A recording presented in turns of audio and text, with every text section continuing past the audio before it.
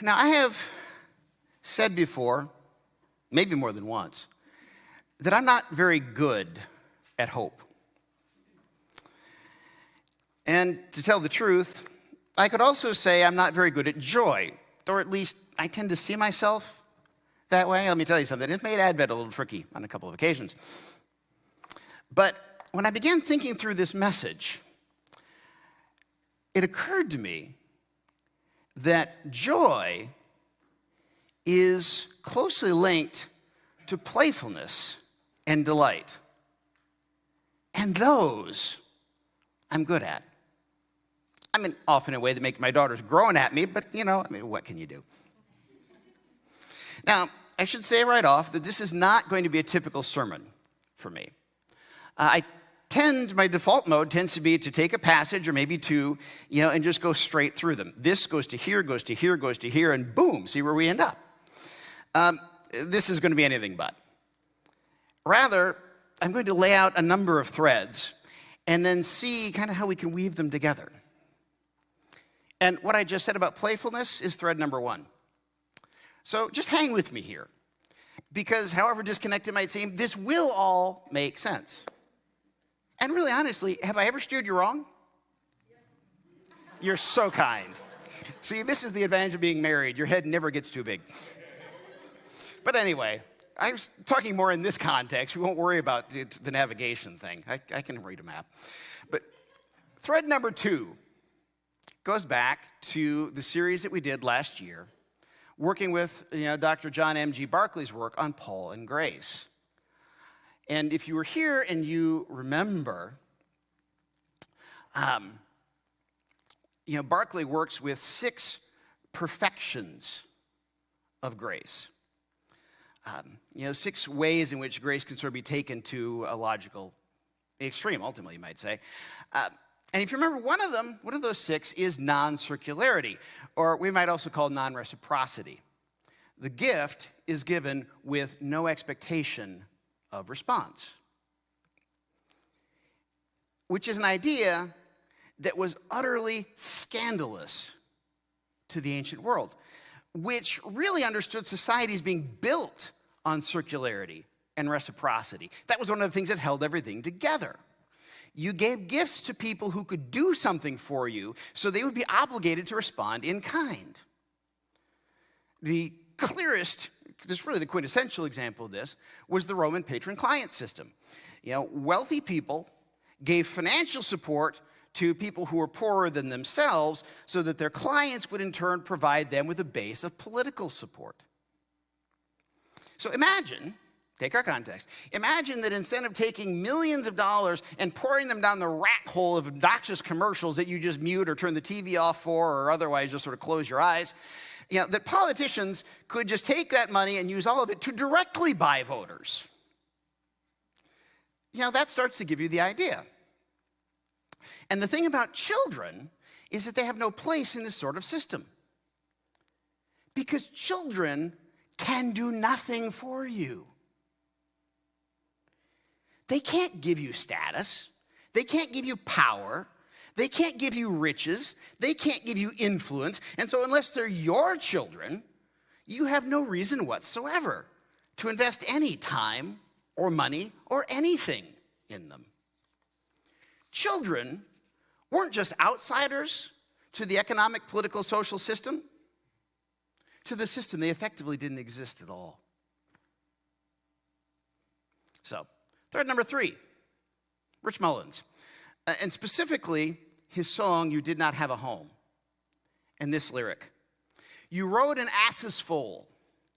They spread their coats and cut down palms for you and your donkey to walk upon, but the world won't find what it thinks it wants on the back of an ass's foal. So I guess you had to get sold, because the world can't stand what it can't own, and it can't own you because you did not have a home. Do you hear it? Rich sings in the chorus of that song, the hope of the whole world rests on the shoulders of a homeless man. And that seems strange to us. It's counterintuitive. But that's not because he has it backwards, it's because we have it backwards. The more the world can take from us, the more it owns us and the more leverage it has on us. Jesus was a homeless wanderer, which put him, like children, outside the economic and political system. He was a free radical with no handles for anyone to grab. The only thing the authorities could take from him was his life, and that was part of his plan. His powerlessness was necessary to his power. Thread number 4, Red Nose Day, which to those of you who don't nerd out on all things BBC probably means absolutely nothing. But Red Nose Day is a fundraising day. It's an annual day, a collection of all sorts of events that people do, that's created and pushed by the British organization Comic Relief. If you want a sample, go home and Google Red Nose Day Judi Dench. You will thank me. But in 2021, which is actually the year that they produced that particular bit, they promoted it with the slogan, "Funny is power," which is brilliant and true and actually doesn't go far enough. It's part of a larger truth. Playfulness is power. Now, those of y'all, and there are a few who've heard me talk about family systems theory, know where I'm going with this, or might have an idea anyway, because you've heard me say this before. For those of you who don't, family systems theory is an approach to counseling. It's what I've been trained in, that really understands that individual struggles, individual issues, you can't just sit down with somebody who's having certain symptoms and diagnose them as if they were just sort of a free radical wandering around. That we all exist within networks of relationships, and we're affected by those networks. And that really what pops up in one person, in a family, in an organization, whatever it might be, is not just about them, and might in fact not be about them at all. And so connected with this, and really underlying it, family systems theory talks a lot about anxiety, by which those of us as practitioners mean not what we usually think of, not the emotion that we label anxiety, but something deeper. And the founders of this rejected any connection with the concept of angst, but I think they were actually wrong in that.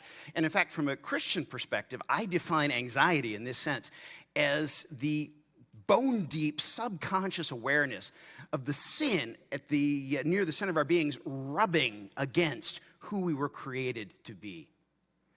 It's the subliminal and inescapable awareness that the world is broken and badly awry, and that I am broken and badly awry. That this is not how it's supposed to be. I'm not who I'm supposed to be. And if you think about the identity movements going on in our culture right now, you can see that really driving things in a very pure form. And so this is something, it shows itself in what we identify as anxiety, yes, but also in fear, anger, pride, despair, frustration, fatigue, restlessness, arrogance, irritation, ambition, many other ways, many other ways. And the thing about this anxiety, one of the great insights of family systems theory, is that this is sort of the ultimate social disease, because it propagates along our relational networks. When something happens to drive up anxiety, in one person or in one family, that spreads along all their connections, and it takes root there, and it begins to drive things up, and just continues on, from there. And very often, the people who have the symptoms aren't actually the ones with the problem. They're not the cause of the problem. They're just the ones who break under the stress first. And when anxiety rises, it produces hyper-seriousness and the herding instinct. Everything becomes serious. Everything becomes a threat. Everything becomes important enough to justify and even demand, even require opposition and division and polarization. And the instinctive response is just to huddle together like sheep, get closer and closer and closer together. to those who are safe. And that's true whether the threat be someone in our immediate family or whether we're talking on the cultural level, about those people out there who disagree with us and aren't like us, and so are trying to steal our country and destroy our way of life. And incidentally, this is why I think that letting politicians stop making ads and start trying to buy voters directly might not actually be all that bad an idea. Because our current culture, most of those ads do nothing but drive up our collective anxiety. Just make everything worse. So, okay, we can certainly see a lot of things, think of a lot of things that drive anxiety up. But how do we bring it down? When we're looking at a family system or a political culture, please, Lord, help us, that it seems to be nothing more than an ongoing pattern of irritation and inflammation, what can we do? Well, one of the main reasons, or one of the main answers, I should say, is playfulness. Because hyper-seriousness destroys perspective. Destroys it. Every molehill is a mountain. Every problem is a crisis. Every casual word is an attack. Every worst interpretation and worst understanding has to be reality and has to be embraced and blown up and fought. Playfulness restores perspective and deflates things down to their proper size. So that's number 4. Thread number 5 is a point of language.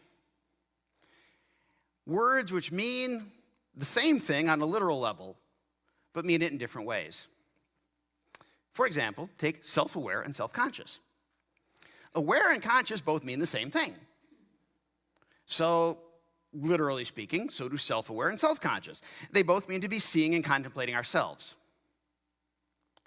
But from what angle? The way that we use them, self-conscious means to be looking at ourselves from the outside, to be thinking about how we look to others and what others think of us. That's why self-consciousness can, make it absolutely crippling for anyone to get out and perform in whatever field.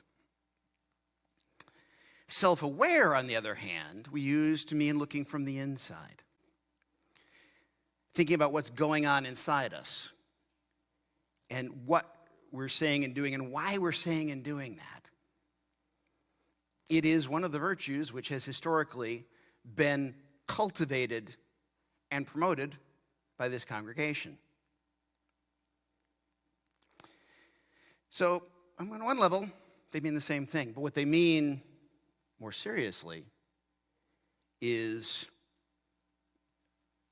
distinctly and powerfully opposed. Very, very different things. And childlike and childish have the same sort of relationship. Both mean to be acting in the same sort of way as a child. But childish means all the negative stuff. Yanking the toy out of your sibling's hand and hitting them with it. Childlike encompasses the positive aspects. Thread number 6. Turning to one of the ultimate thread makers, the great arachnid philosopher Charlotte. Humble has 2 meanings. It means not proud, and it means near the ground. Well, that seemed like an odd thing to say, but remember Greg's sermon last week. And remember Emily's a few weeks ago on vulnerability. Children are small, and they are vulnerable, and they are dependent. And they don't feel these as things that they are supposed to fix.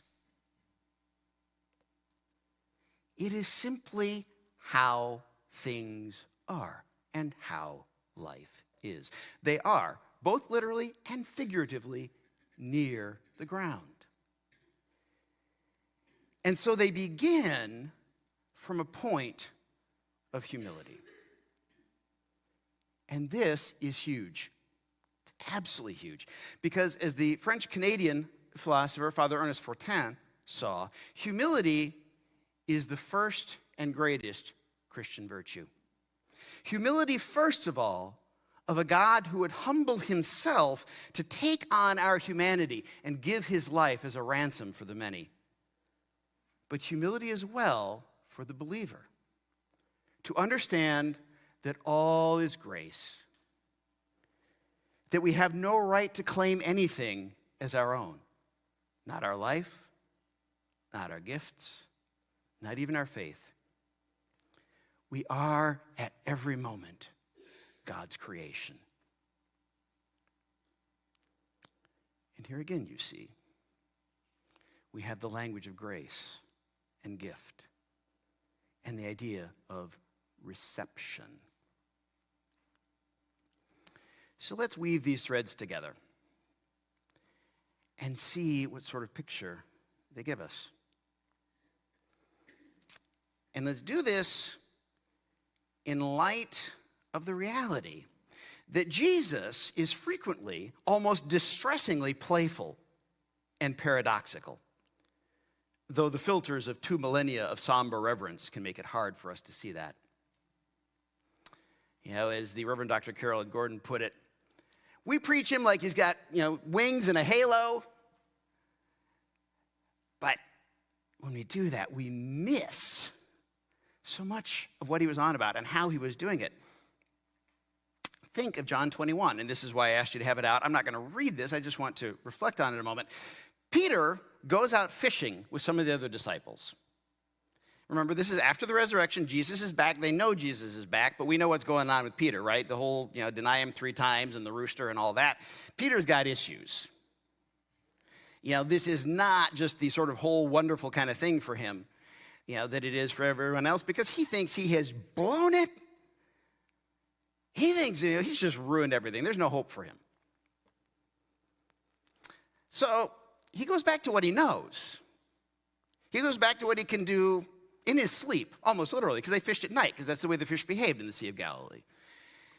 And so he takes his friends out, some of them, we got James and John along, but he's also got Thomas along, and some others who, I don't know if they'd ever seen a fish in their lives other than dead on a plate. And they're out all night. And you remember how much they catch? Nothing. In our contemporary sort of frame, we can imagine them picking up tires and old boots, but nothing with a fin on it. So you can imagine their mood as they're on their way back to shore in the morning. And Jesus is standing there on the beach, and he calls out, "Didn't you catch anything?" He's pulling their chain. I mean, Jesus is being mean here. Let's just be straight up about it. Jesus is being mean. And they say no. And he tells them, throw the net back in the water. Just toss it over on the right side of the boat. And they do, because really, what do they have to lose at this point? And in defiance of all normal fish behavior, there are so many fish in the net, they can't get it back in the boat. Now, Peter realizes it's Jesus, because he remembers this has happened before. He jumps out of the boat. I mean, this is Peter. Impulse first, think later. He's the one looking as he leaps. He's on halfway down before he realizes where he's going.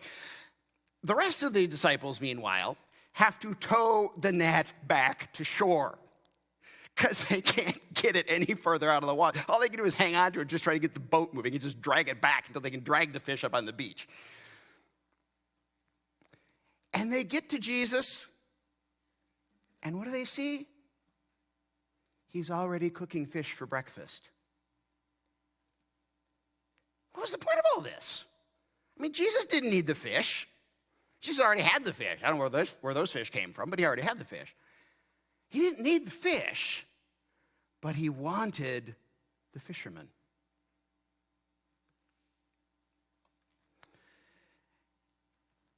Looking at it now, I think Jesus, this is all about, he's using playfulness to disorient Peter, to get him out of himself, to get him out of his funk, to get him out of his inner loop, to just get him just all completely mentally cattywampus,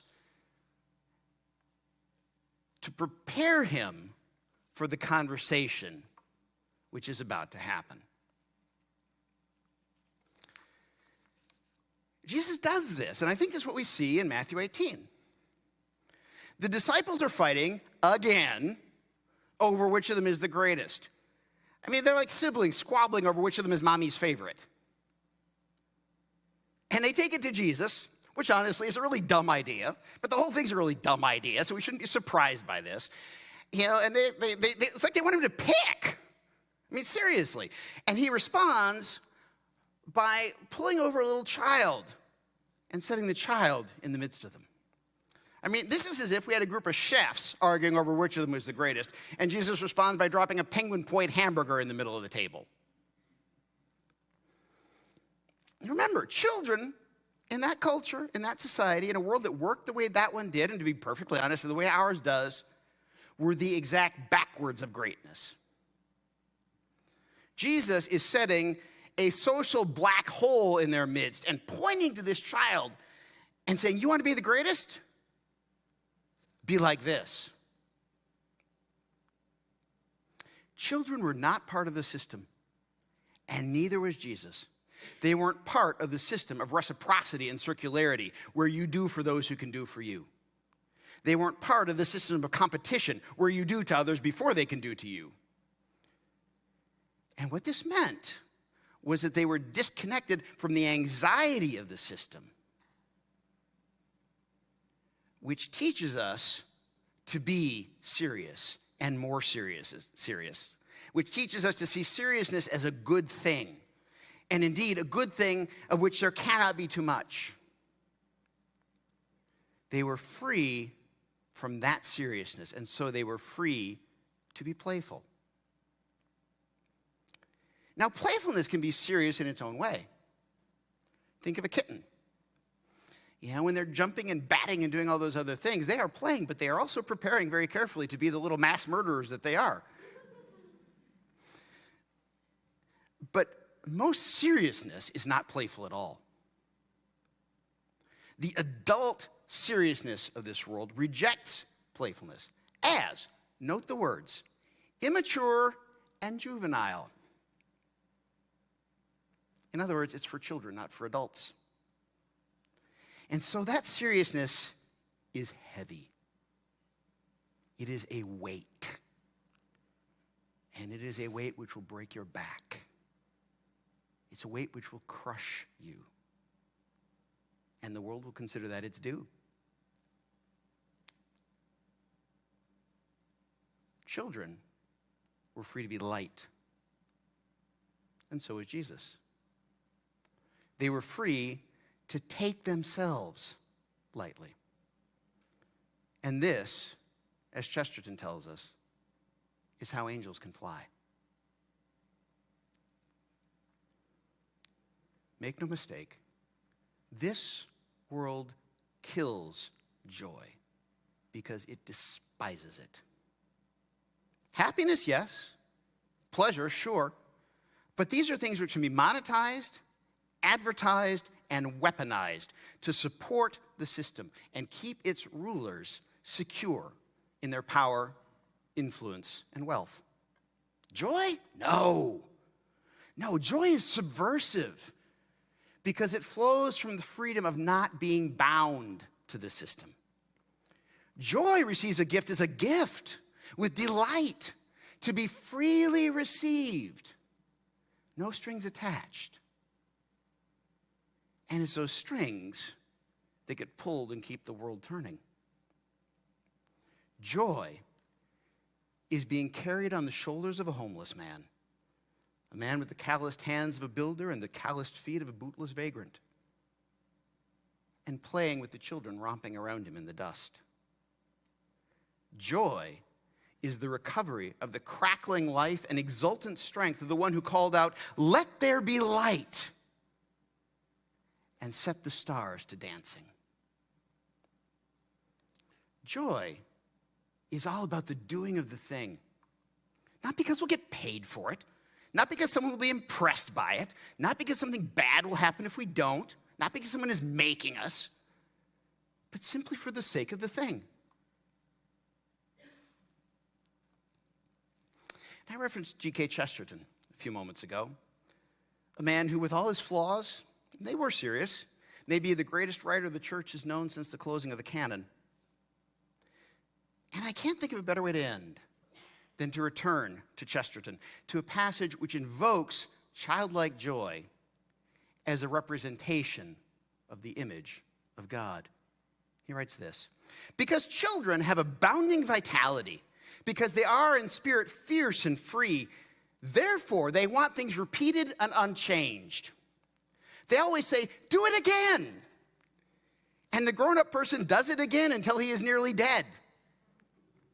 For grown-up people are not strong enough to exult in monotony. But perhaps God is strong enough to exult in monotony. It is possible that God says every morning, do it again to the sun, and every evening, do it again to the moon. It may not be automatic necessity that makes all daisies alike. It may be that God makes every daisy separately, but has never got tired of making them. It may be that he has the eternal appetite of infancy. For we have sinned and grown old, and our Father is younger than we. Let us pray.